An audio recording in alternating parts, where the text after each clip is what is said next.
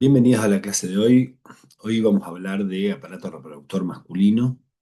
Eh, Al principio, bueno, yo les voy a poner un cuadrito, ¿sí? Unos cuadritos para que vean cuáles son las patologías más importantes, ¿sí? Dentro de las congénitas, más allá de que hay varias, ¿sí? La criptorquidia, por ahí como una de las interesantes a nivel testicular. Dentro de las adquiridas vamos a hablar de atrofia, de epididimitis, orquitis, ¿sí? Diferentes tipos de orquitis. Vamos a ver como algunas enfermedades como que son ETS, como por ejemplo la gonorrea, ¿sí? Por la Neisseria gonorrhoeae. Vamos a ver después parotitis, tuberculosis, sífilis. Se puede ver infarto, ¿sí? Sí, esto ya en algún momento lo habían visto como un ejemplo, por ejemplo, de infarto eh, más que nada hemorrágico, ¿sí? Y después las lesiones de las túnicas, ¿sí? Eh, Más que nada habría que tener en cuenta la varicocele, pero bueno, tengo hidrocele, hematocele, quilocele, ¿sí? El espermatocele. Y algo bastante interesante es después hablar de los tumores, ¿sí? Nosotros por ahí con los tumores los vamos a desarrollar bastante. Yo acá les dejo algo bien cortito, ¿sí? Esto sería como, esperen que yo me salgo, así no pueden ver todo, ¿sí? Una cosita bien cortita de los tumores de masculino, donde están algunas características generales, ¿sí? Y si tienen algún marcador o biomarcador o no, ¿sí?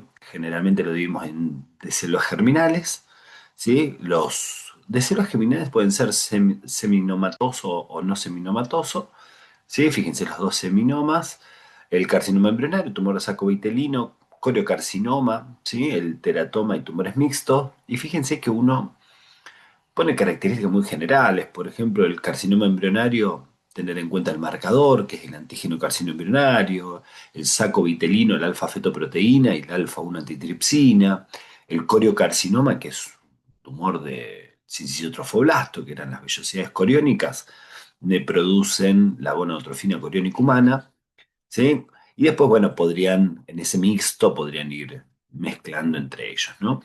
Después tengo los cordones sexuales o del estroma gonadal, ¿sí? Ahí tengo dos tipos de células, las de Sertoli y las de Leydig, de ahí que elaboren andrógenos, ¿sí? Generalmente las células intersticiales de Leydig elaboran andrógenos, estrógenos, corticoides, podría dar un Cushing, y después las de células de Sertoli, que también se conoce como androblastoma, ustedes van a ver que elaboran estrógenos, ¿sí? Como en cualquier parte de nuestro organismo, nosotros podemos tener los famosos linfomas, ¿sí? Generalmente son linfomas no Hodgkin, suelen ser agresivos, acuérdense que es más de personas ancianas, ¿sí? Y después uno siempre destaca el adenomatoso, ¿por qué? Por una cuestión de que es de mesotelio, ¿sí? Y lo vamos a encontrar a nivel de epidídimo, ¿sí? Esto es bastante general, lo que ustedes deberían, sí, o por lo menos lo que vamos a hablar. Muy bien, entonces vamos a ir empezando con cada una de las enfermedades, ¿no? Una es la criptorquidia, ¿sí? Fíjense que la falta de descenso o descenso incompleto de los testículos a la cavidad abdominal o desde la cavidad abdominal hacia el saco escrotal, ¿sí? O las bolsas testiculares, y de ahí que puedes tener distintas zonas, ¿no? Donde él se quede, ¿no? Entonces vos decís, bueno, mira, vos sé que lo tengo en el abdomen o en la pelvis, digo que es interno, si lo tengo ya en el trayecto inguinal, ¿sí? Vamos a decir que es externo, ¿sí? Claro, pero bueno, puede estar en cualquier parte, ¿no? Del trayecto, eso recuérdenlo. Eh, Dentro de la etiología, ¿sí? Esto es idiopática, puede ser mecánico, puede ser genético, puede ser hormonal, ¿sí? Que uno tenga la disminución del LH es algo bastante frecuente, ¿sí? Que puede llevar a esto. Por otro lado, tener un cordón espermático corto, ¿sí? Tener un trayecto inguinal estrecho, ¿sí? Y recuerden también que puede ser unio bilateral, ¿no? Eh, Uno podría esperar hasta, o esto pueden tardar en bajar hasta 2 años, ¿sí? Lo que pasa es que, claro, esto generaría una interrupción en el desarrollo de las células germinales, los túbulos seminíferos, quedan como cordoncitos fibrosos, entonces esto genera atrofia testicular, eh, claro, voy a tener alteración también en la producción de hormona, lo cual el testículo va a ser más chiquito, ¿sí? Puede ser ya sea endocrino podemos tener un síndrome que es el síndrome de Klinefelter, que es el chico XY, ¿sí? Y generalmente los testículos están más duritos, más firmes, más blanquecinos, ¿sí? Lo que se conoce como fibrohialinosis. ¿Cuál es el problema de esto? Primero, traumatismo, aplastamiento, ¿sí? Esterilidad si es bilateral, una cuestión de temperatura.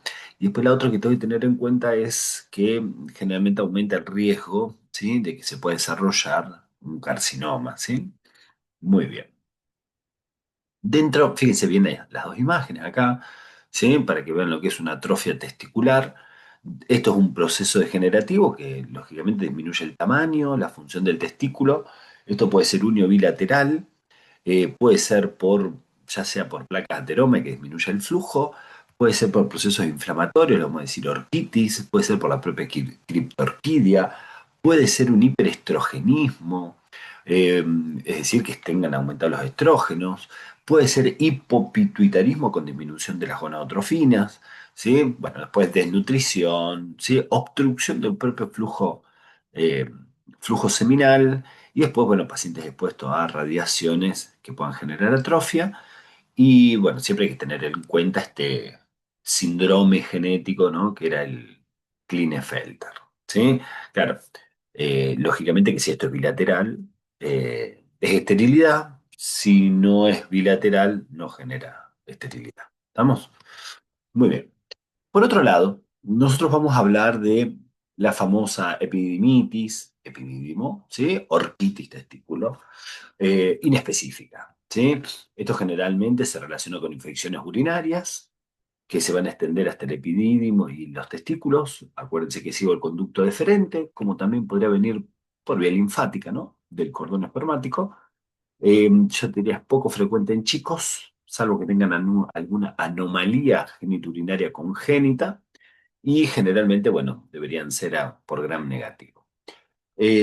Bueno, es más común, ¿no? Del adulto. Entonces, generalmente un hombre menor a 35 años, sexualmente activo, se dice que, bueno, hay que prestarle mucha atención a la Neisseria o gonorreae, o la famosa gonorrea, ¿sí? Y a la clamidia es la clamidia trachomatic, y en un hombre mayor a 35 años, ¿sí? Podremos pensar un poquito más en Pseudomonas, en Escherichia coli. Que vamos a ver acá un proceso inflamatorio agudo, inespecífico, con las características de un proceso inflamatorio, ¿no? Edema, congestión, infiltrado, ¿sí? Por neutrófilos, linfocitos y macrófagos, ¿sí? Esto hay una infección purulenta, por lo tanto puede generar abscesos o necrosis supurada, ¿sí? Más que nada que afecte el epidídimo, que se puede extender al testículo, ¿sí? Y que después haya reacciones por esa misma reacción inflamatoria, ¿sí? Que dejen cicatrices, ¿sí? Y que por culpa de esas cicatrices me pueda llevar a la esterilidad. Muy bien. Bien, entonces hay que empezar a tener en cuenta algunas, ¿no? Algunas de todas ellas. Entonces uno dice, bueno, mira, voy a tener una orquitis granulomatosa autoinmune, esto es un hombre de edad media, ¿sí? Suele producir una masa testicular dolorosa, ¿sí? Que viene con fiebre, ¿sí? Más allá de que puede ser insidiosa, lo que pasa que, bueno, tengo que hacer diagnóstico diferencial con una masa tumoral o me lo puedo confundir con alguna masita tumoral, ¿sí? Acá lo que tengo es granulomas en el túbulo seminífero y tejido conectivo intertubular, ¿sí? Donde, bueno, quiere decir que hay tanto en los túbulos seminíferos como en el intersticio.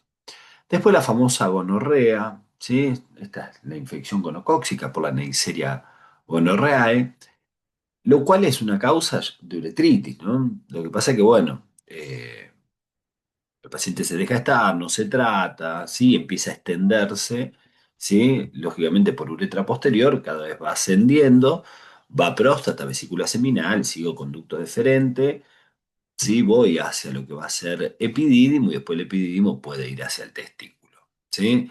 Generalmente da necrosis purulenta, ¿sí? Donde se puede complicar con abscesos también y genera mucha destrucción del órgano, ¿sí? Una a ver, empezó siendo una uretritis gonocóxica, ¿no? Eso hay que prestarle mucha atención, ¿sí? Lo que vamos a ver es supuración, ¿sí? por el orificio uretral, ahí a la altura del glande, ¿no? Después viene la famosa parotiditis, fiebre urleana, ¿sí? La famosa papera, ¿sí? La más conocida como papera, en el cual es una enfermedad viral, ¿sí? Generalizada que afecta a las glándulas exócrinas, es característico de las glándulas salivales. Lo que pasa es que, bueno, suele afectar a otras glándulas exócrinas también. Esto es más común que uno se lo agarre de niño, de chico, ¿sí? De escolar. Y generalmente una semana después de que sí, vemos la afectación de las glándulas salivales, empieza a ver la afectación de las otras glándulas, en este caso con una orquitis o una inflamación testicular, ¿no? Que es más intersticial aguda. Eh, a ver, supuestamente puede haber inflamación, necrosis, hemorragia, ¿sí? Mucho edema, con infiltrado túbulo intersticial, ¿sí? Generalmente se recupera ad integrum, ¿sí? Pero bueno, podría generar atrofia. ¿Estamos? Muy bien, eso para tener en cuenta. Y después viene estas epidemitis y orquitis que ya son específicas, que es la tuberculosis, chicos. Ustedes saben que la tuberculosis puede repercutir en casi todos los órganos de nuestro cuerpo, ¿sí?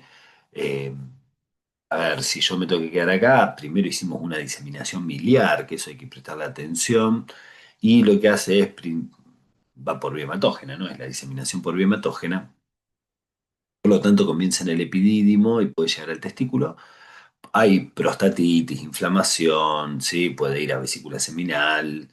eh, a ver, se supone que esto es secundario, ¿sí? A otra afectación de otros órganos, ¿sí? Del aparato genitourinario, podemos decir, ¿no? Y lo que vemos es esa inflamación granulomatosa y gaseosa, bueno, en cualquier lugar del epidídimo, el testículo en este caso. En cambio, cuando uno ve la sífilis, ¿sí? La sífilis afecta el testículo epidídimo. ¿Se acuerdan que podía ser congénito y adquirido? ¿Sí? El primero que afecta, en este caso va a ser primero el testículo, después el epidídimo. Y acá hay una orquitis que muchas veces puede o no estar acompañada de epididimitis, ¿sí? Después podemos encontrar los gomas, ¿sí? Más que nada esto, el goma sifilítico ya, ¿se acuerdan? La sífilis terciaria, inflamación intersticial difusa, edematosa o con edema, infiltrado monomorfonuclear o linfocitario o linfoplasmocitario, ¿sí? Y un proceso característico de la sífilis era la famosa endarteritis obliterante, ¿no? Muy bien.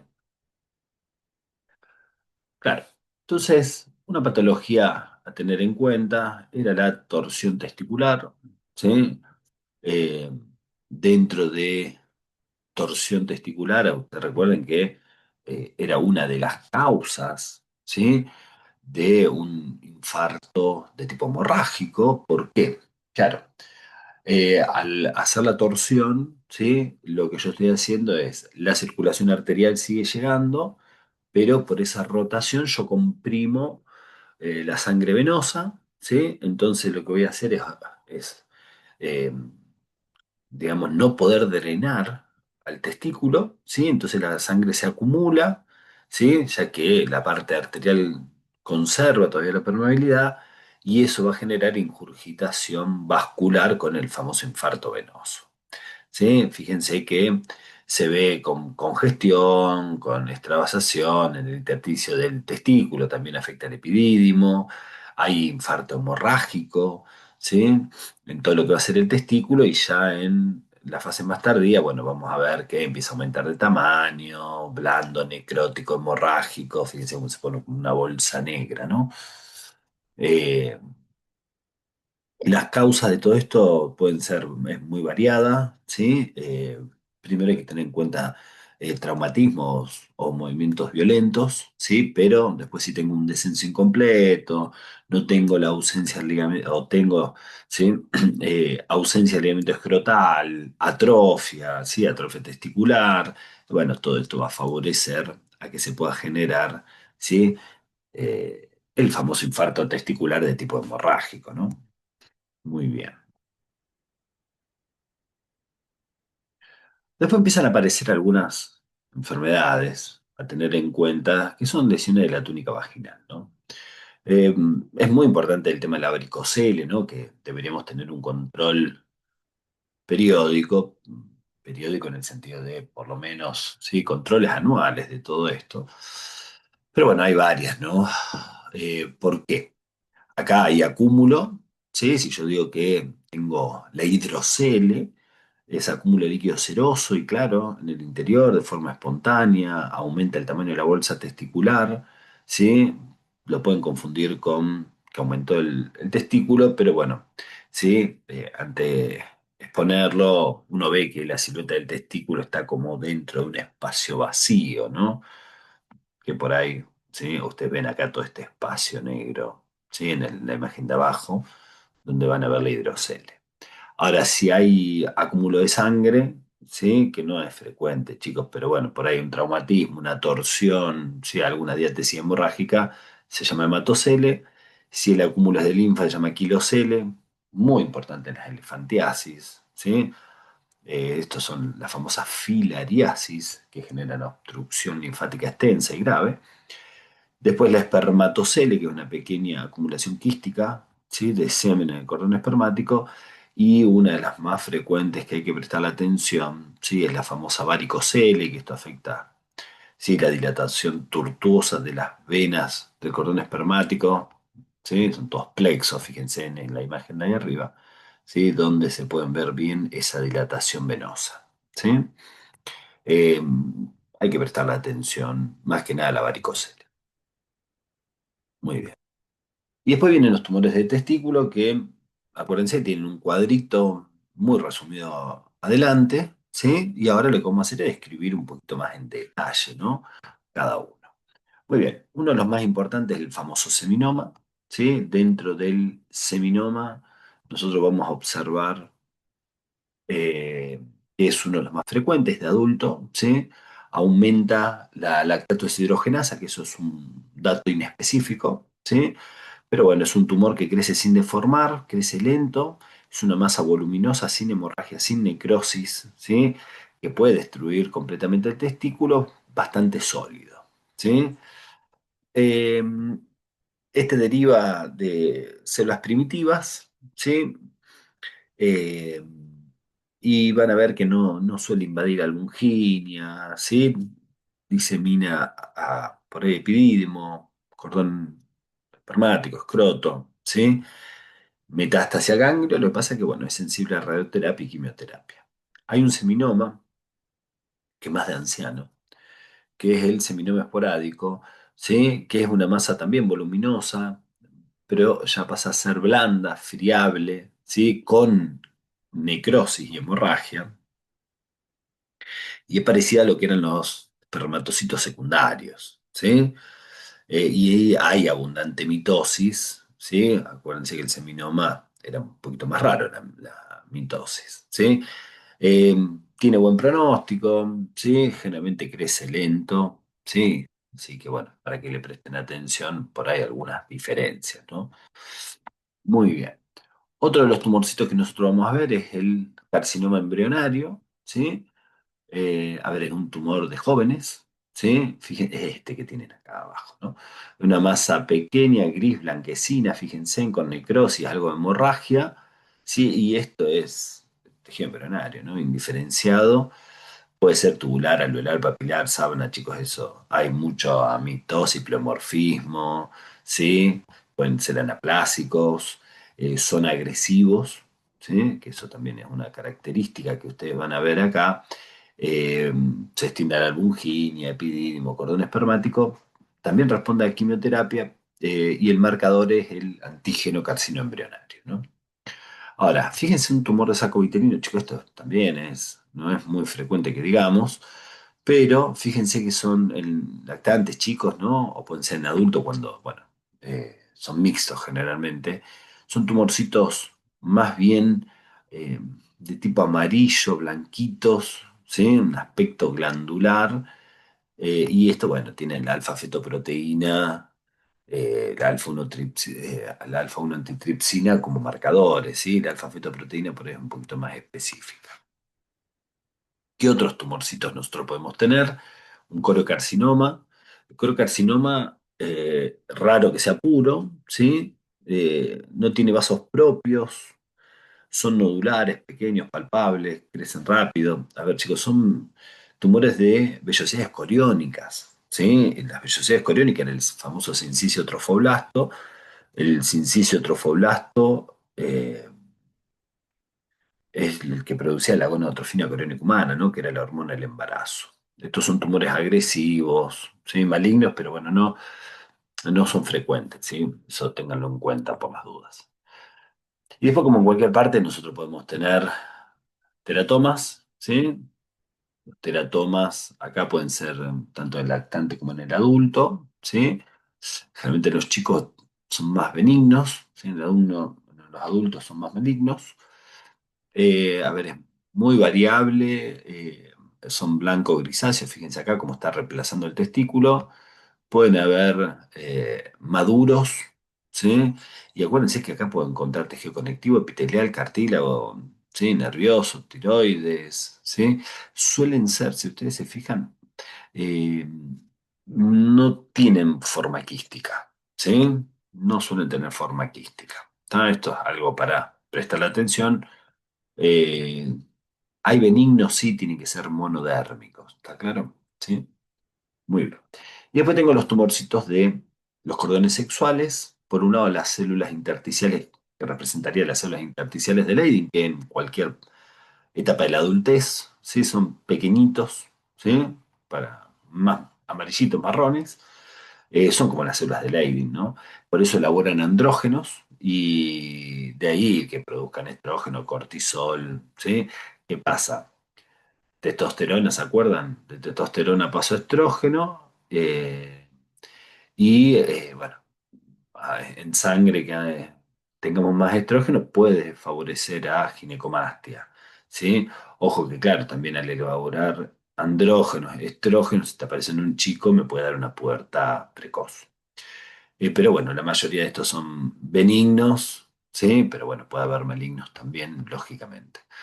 Dentro de los tumores de la célula de Sertoli se lo conoce también como androblastoma, ¿sí? Son, fíjense, pequeñitos, ¿sí?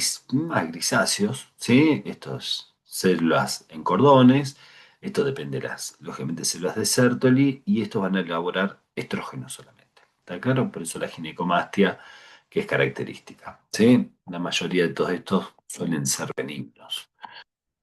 Eh, Claro, nosotros hoy habíamos dicho que podíamos tener linfomas, ¿sí? Dentro de los linfomas, eh, lógicamente son linfomas no Hodgkin, ¿sí?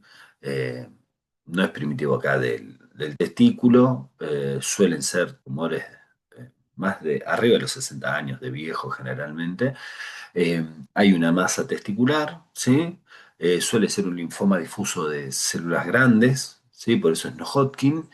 Y el diagnóstico no es bueno, ¿sí? El diagnóstico suele ser malo, ¿sí? Y uno siempre describe, ¿no? A lo que es los tumores adenomatosos, porque estos suelen originarse en el epidídimo, derivan del mesotelio, ¿sí? Y son bien encapsulados, firmes, unos nodulitos pequeños, ¿sí? Que crecen lentos, generalmente benignos. Fíjense que testículo, sí, tenemos varias posibilidades de tumores. Fíjense bien la clasificación, más que nada, sí, para no confundir. Después, en el hombre hay un órgano muy importante que es la próstata, ¿sí? Bueno, yo acá les puse la forma, ¿sí? Normales, volumen, peso. Esto es bastante interesante, más que nada por la hiperplasia prostática, ¿sí? Fíjense las relaciones que voy teniendo con la uretra, ¿sí? O con la vía urinaria. ¿Por qué es importante esto? Porque, bueno, al hablar de la hiperplasia prostática, muchas veces se comprime, ¿sí? Lo que va a ser la uretra y de ahí las dificultades para orinar que pueda tener el paciente. Y más que nada en los tumores para que vean, ¿sí? Las relaciones, ¿sí? Cuando uno dice hacia dónde disemina y uno hace la estadificación con el TNM, bueno, saber, ¿sí? Qué es lo que puedo tener que es lo que puede afectar. Muy bien. Dentro de la próstata podemos tener procesos de tipo inflamatorio, ¿sí? Dentro de esos procesos inflamatorios le vamos a decir prostatitis. La prostatitis puede ser bacteriana, aguda, haber una infección supurada, aguda, focal o difusa. Generalmente el paciente este comienza con infecciones urinarias, ¿no? ¿Por qué? Pues tienen que venir desde allá, ¿sí? Entonces tuvo que haber pasado por uretra o vejiga, ¿sí? De ahí realmente vaya y colonice la próstata. Lo más probable es que sea Escherichia coli, ¿sí? Pero bueno, pueden haber de todo, chicos, enterococo, estáfilo. ¿Qué pasó acá? Hubo un reflujo intraprostático desde la uretra posterior o vejiga hasta la próstata, ¿no? La diseminación por vía linfomatógena no es frecuente, ¿sí? Puede ser, chicos, pero no es frecuente. Y la clínica, como cualquier proceso inflamatorio, escalofrío, fiebre, ¿sí? Tiene que haber disuria, ¿sí? Y generalmente puede ser fluctuante, doloroso. Cuando uno dice, bueno, pues esto se puede volver crónica, generalmente no, puede que no haya antecedentes de la aguda y entonces aparece de forma insidiosa, eh, como que no está bien claro el factor desencadenante, suelen ser los mismos agentes, ¿sí? Como la chericha, y acá ya sí hay dolor lumbar, disuria, molestias peripúbicas, suprapúbicas o perineales, sí, suprapúbicas, muchas veces asintomático y piensen en infecciones urinarias a repetición, ¿no? Por estos microorganismos. Muy bien. Y después aparece lo que uno conoce como prostatitis crónica abacteriana, es lo más frecuente, sin antecedentes de infección urinaria. Hombres sexualmente activos, fíjense que estas son las famosas bacterias atípicas, ¿no? Como la clamidia, el micoplasma, ureoplasma, ¿sí? Eh, que puede dar un cuadro agudo, ¿sí? Donde pueda haber hasta abscesos diseminados, grandes áreas de hemorragia, edematoso, congestión, supuración, hay infiltrado leucocitario, hay secreciones, ¿sí? Hay leucocitos dentro de los espacios glandulares y puede haber necrosis con absceso del parénquima. Y, puede dejar cicatriz, ¿sí? Puede remitir y ojo que cualquier proceso cicatrizal puede también tener calcificaciones y hacerse crónica, ¿sí? Generalmente hablamos de dolor lumbar, disuria, molestias, acuérdense, perineales y suprapúbicas, ¿no? Y después el tema de que esto se me vuelva crónico, que tiene muchos más linfocitos, células plasmáticas, macrófago y neutrófilo, que vea macrófago y neutrófilo, es patognomónico de este proceso inflamatorio, ¿no? Muy bien. Una patología muy importante, ¿sí? La hiperplasia prostática nodular, aumento del tamaño benigno, ¿sí? Con nódulos bien diferenciados en zona prostática periuretral, con compresión y obstrucción a nivel de la uretra, ¿sí? De ahí la clínica urinaria que pueda tener el paciente, ¿sí? Es decir, todos trastornos miccionales, retención de orina que va a favorecer la infección urinaria. Es característico en hombres mayor a 50 años, mientras más viejo mejor, ¿sí? Con mayor riesgo, mayor incidencia, ¿sí? Y es por una cuestión hormonal, ¿sí? Con los años aumentan los estrógenos, se sensibiliza la próstata a los estímulos andrógenos y genera hiperplasia celular. Si ustedes recuerdan, la testosterona por la 5-alfa reductasa se me convierte en dihidrotestosterona, que es la que actuaba acá a nivel prostático estimulando el crecimiento. Suele ser multinodular, bien delimitado, suele afectar el lóbulo medio y lateral, ¿sí? Y ahí nosotros podemos decir, bueno, mira, si hay hiperplasia predominantemente de los componentes glandulares, ¿sí? Se ven nódulos blandos, amarillito, rosado, separado de la cápsula prostática, ¿sí? Y hay un líquido lechoso. Ahora, si es la parte muscular, son más duros, ¿sí? No exudan líquido, se separa menos de la cápsula prostática. O bueno, puede ser que se den las dos juntas, ¿no? Eh, Hay tanto hiperplasia epitelial, puede haber fibrosa, puede haber o fibromuscular, ¿no? Eh, Puede haber metaplasia, puede haber infarto, ¿sí? Eso para que le tengan en cuenta. Y siempre empiecen a pensar ya en, ¿sí? Cuando uno ve este crecimiento de la próstata, empiecen a pensar en, más que nada, la compresión urinaria, la repercusión clínica a nivel de la urinaria, ¿sí? Retención de orina, infecciones urinarias, un poquito más a repetición. Y acuérdense la famosa PSA, que era el antígeno prostático sanguíneo, ¿no? Que, bueno, tiende a elevarse. Muy bien. Y después, uno de los tumores principales en el hombre, sí, si no es el primero, es el segundo, sí, con pulmón siempre van a ir de la mano a ver cuál es el más frecuente, ¿no? En el hombre, va a ser el famoso carcinoma de próstata, ¿sí? Uno de los tumores más frecuentes en hombre. La incidencia, lógicamente, que es mayor a 50 años y mientras más grande, mejor, ¿sí? Aumenta con la edad todavía esto. Eh, Dentro de los factores de riesgo, la edad es fundamental, cambios hormonales. Este es un tumor asociado mucho o que hay que tener mucho en cuenta la historia familiar, ¿sí? Eh, por eso muchas veces los controles que deberían empezarse a partir de los 40 años, a partir de los 40 años, ¿sí? Eh, si hay ya antecedentes con abuelo con cáncer de próstata, papá con cáncer de próstata, se podrían empezar mucho tiempo antes por las dudas, ¿sí? Y puede haber algunos factores ambientales también. Dentro de la localización, predominantemente es lóbulo posterior, ¿sí? Es un tumorcito firme, arenoso, mal definido. En general son adenocarcinomas, acuérdense que tengo un componente glandular acá, pero bueno, puede ser epidermoides, adenoquístico, de celos transicionales, ¿sí? Pero el adenocarcinoma es lo más importante que vamos a tener acá. Y después la diseminación, ¿sí? Este tumor disemina de forma local, generalmente vesícula seminal, vejiga y recto, son los tres que tengo que tener en cuenta, por vía linfática, ¿sí? Va a ganglios regionales y de última después terminará en pulmón, lo mismo que por vía hematógena, ¿sí? Pasa por vía hematógena, pulmón también, pero bueno, acuérdense que puede ir a hueso, ¿no? Eh, claro, ¿qué hacemos? Y generalmente este tumorcito hay que estadificarlo. Las estadificaciones vienen con el TNM, que T era el tamaño, ese tumorcito primario, TX cuando es no evaluable, ¿sí? El T0 es sin evidencia del tumor, T1, ¿sí? Un tumor incidental, clínicamente inaparente, ¿sí? Fíjense bien, si es 1A, 1B, 1C, vamos a ver si es menor al 5% de tejido resecado o mayor al 5% TB, y si es ya identificado por biopsia, es C, ¿sí?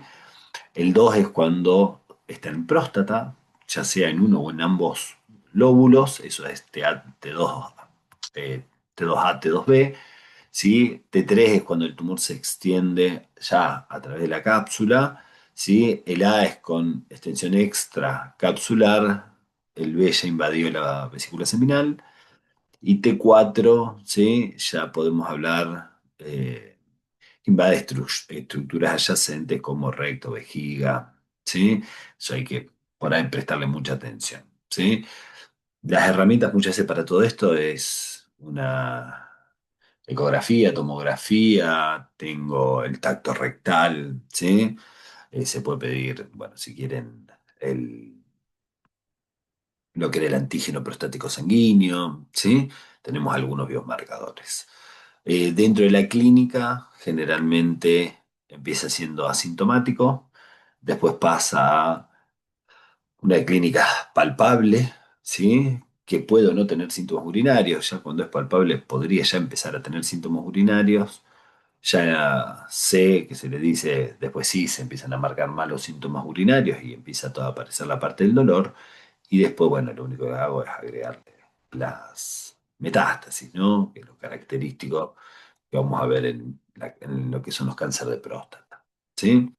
Y después empiezo con patologías penianas, ¿sí? Dentro de las patologías penianas, nosotros lo que vamos a tener es hipospadia, epispadia, ¿sí? el orificio uretral que está en la cara ventral, ¿sí? Acá yo les puse un par de imágenes para que lo vean, ¿sí? Si vos lo tenés en la cara ventral, dificulta la eyaculación, la esterilidad, predispone a infecciones, puede generar obstrucción urinaria, ¿sí? La epispadia es lo mismo, pero el orificio está en la parte, digamos, en vez de estar en la cara ventral, lo tengo en la cara dorsal, con las mismas características. Después nosotros podemos tener la fimosis, ¿sí? Que es el prepucio con un orificio que no puede retraerse, ¿sí? Como que está estenosado el orificio. Igual esto eh, se opera, ¿no? Las causas pueden ser congénitas, puede ser cicatrices postinflamatorias.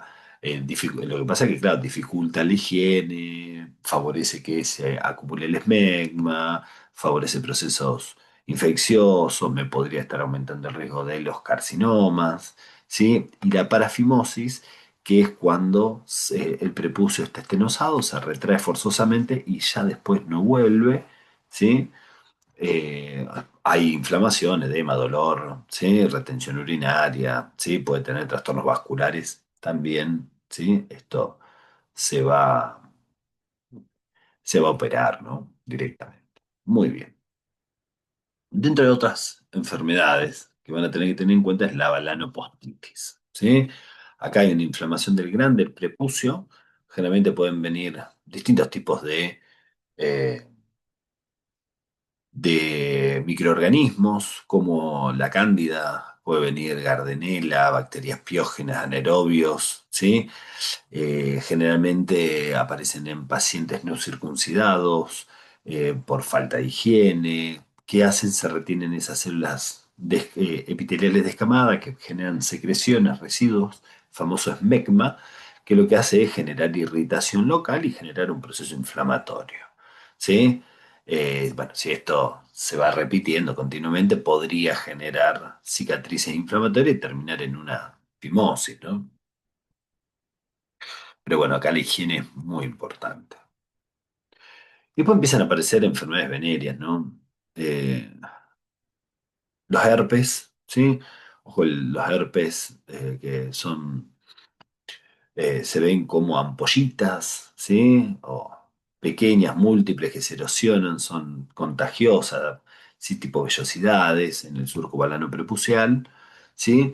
Y también, que es bastante frecuente, uno habla del virus de herpes simple, predominantemente el tipo 2 y, y después, bueno, la Neisseria gonorrea, que da la gonorrea, fíjense que vamos a encontrar, a ver, acá hay uretritis, ¿no? Pero vamos a ver que hay una exudación mucoproteica por la uretra anterior, el meto urinario, hiperémico edematoso. A ver, se puede complicar, chicos, y en falta de tratamiento, ¿no? Ir hacia lo que es uretra posterior, próstata, vesícula seminal, epidídimo, testículo, ¿sí? Ir generando cuadros de absceso, y acá hay una inflamación aguda, ¿sí? Lógicamente con exudado, purulento, ¿sí? O mucoproteico, y hay plasmocitos, hay tejido de granulación, cicatrización. ¿Estamos? El 80% de las uretritis muchas veces gonocóxica, ¿no? Y dentro de estas infecciones vamos a ver algunas infecciones venéreas, como el famoso condiloma acuminado. Esto tiene que ver con el HPV, ¿sí? El virus del papiloma humano. Generalmente cuando uno habla de condiloma acuminado estamos hablando de esa cresta de gallo que ven ustedes ahí. No, no siempre son papilares, pero sí, suelen estar en la mucosa. Fíjense todas estas verrugas, si quieren, ¿sí? Que son producidas por, principalmente cuando uno habla de condiloma acuminado, las cepas benignas, ¿no? Que es el 6 y el 11. Pueden estar en cualquier parte de la superficie genital, ¿no? Surco balano prepucial, prepucio. Puede haber una, puede haber múltiples, ¿sí? En esto. Ustedes van a ver que hay múltiples, ¿sí? Fíjense, son del mismo color, pueden ser sesi pediculada y, ¿sí? A veces son un poco más rojizas, ¿sí? Suelen tener un eje conectivo cubierto por epitelio que te hace la hiperplasia, ¿sí? Si hay en chicos sí puede estar indicando eh, abuso sexual, ¿no? Estamos, pero bueno, hay que prestarle atención. Y después tengo la otra enfermedad venérea, sífilis, ¿sí? Fíjense bien que la sífilis, ¿sí? El famoso Treponema pallidum, acá lo que vamos a ver es un chancro duro, no doloroso, que se ulcera, que se puede infectar, pero que presenta linfadenopatía satélite que no fistulizaba, ¿sí? Eso es la famosa sífilis primaria. En la secundaria pueden aparecer los famosos condilomas planos, y en la tercera, a ver, podría afectar el testículo, dar las rociolas, ¿sí? El patrón característico de la sífilis, recuerden siempre que era la famosa endarteritis obliterante. Y siempre hay que hacer diagnóstico diferencial entre lo que es el sífilis, ¿sí? Y el hemófilos Ducreci, ¿sí? ¿Por qué tenemos que hacer esta diferencia?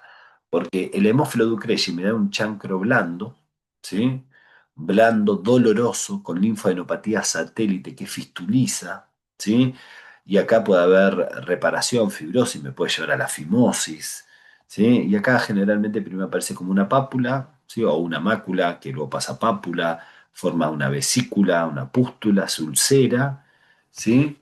Y bueno, y ahí es donde después, ¿sí? Empieza el tema del dolor, afecto ganglios regionales, ¿no? Inguinales, y ahí pueden fistulizar, ¿no? Eh, Tiene una capa necrótica, ¿sí? Donde veo esos piocitos, detritus, gérmenes, eritrocitos. ¿Estamos? La zona más profunda es donde se ve un infiltrado por ahí linfoplasmocitario. Y en la intermedia todo el proceso vascular. Muy importante para hacer diagnóstico diferencial, ¿no? Con sífilis. Hay una enfermedad, se llama enfermedad de Peyronie, que no es tan frecuente, ¿sí? Pero sí es una causa muy frecuente de incurvación peniana, ¿sí?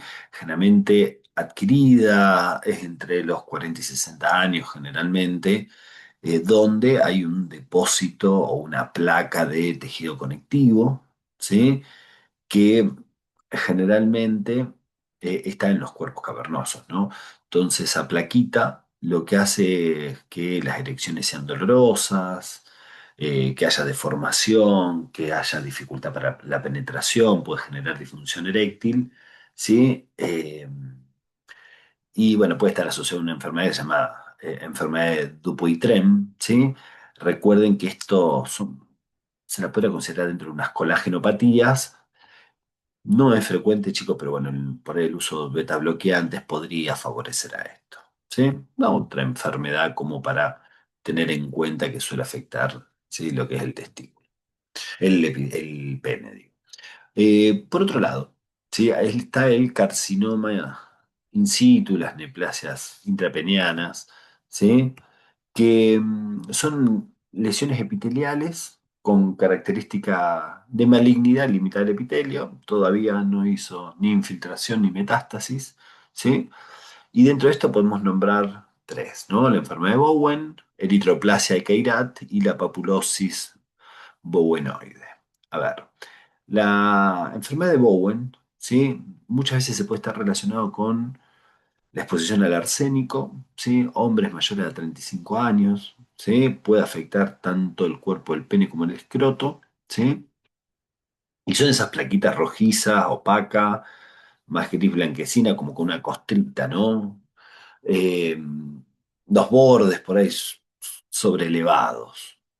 Eh, ¿Qué tiene esto? Mitosis abundante, atipía con células displásicas, ¿sí? Y después puede sí evolucionar y terminar en un carcinoma invasor, que es el carcinoma epidermoides. Si ustedes se van a la eritroplasia de Queyrat, ¿sí? Glande y prepucio, fíjense bien ahí, se observa muy bien, tiene distintos grados de displasia, podría, ¿sí? Llevar a un carcinoma invasor. Y después la papulosis bowenoide, sí, también mayor de 35. Son lesiones papulomatosas múltiples, más marroncitas, pigmentadas, ¿sí? Un poquito verrugosas. Se pueden estar relacionando con una de las cepas malignas del HPV, que es el HPV, bueno, la cepa la 16, ¿sí? Y otra de las cosas, bueno, que sí vamos a tener es el famoso carcinoma epidermoides, yo les diría mayor a 40, 50 años. Eh, Factores de riesgo, chicos, son las cepas malignas del HPV, que es el 16, ¿sí? Lógicamente hay muchos factores predisponentes, como la higiene, ¿sí? Los hábitos sexuales, si hay o no circuncisión, ¿sí? Esto suele afectar el glande, todo lo que es la superficie interna del prepucio, ¿sí? Puede tener distintos patrones, ¿sí? Uno que es un engrosamiento epitelial, gris, con grietas de la mucosa, con una pápula leucoplásica, se ulcera, crece, se sobreinfecta, ¿sí? Cuando se sobreinfecta hay dolor, ¿sí? Y se destruye, bueno, muchas áreas del pene, ¿no? O grandes áreas del pene, y si no, de tipo condiloma, que es tipo verrugosa, ¿sí? Que es una masa vegetante también ulcerada. Estos son carcinoma epidermoides, que suelen crecer lento, con invasión local, suelen ser indoloros, salvo, ¿se acuerdan que se sobreinfectaba? ¿Sí? Pues suelen sangrar, ¿sí? Generalmente las metástasis van a los ganglios ilíacos, ¿sí? O inguinales, primero inguinales, ¿no? Es más frecuente por vía linfática, por vía hematógena tarda un poquitito más y suele respetarse o suele quedarse en lo que va a ser el pene. ¿Sí? Eh, bueno, esto se podría evitar, ¿no? Muy bien. Acá terminan todo lo que es masculino, ¿sí? Y bueno, nos vemos en la próxima, que calculo que estaremos viendo femenino. ¿Sí? Bueno, nos vemos. Hasta luego.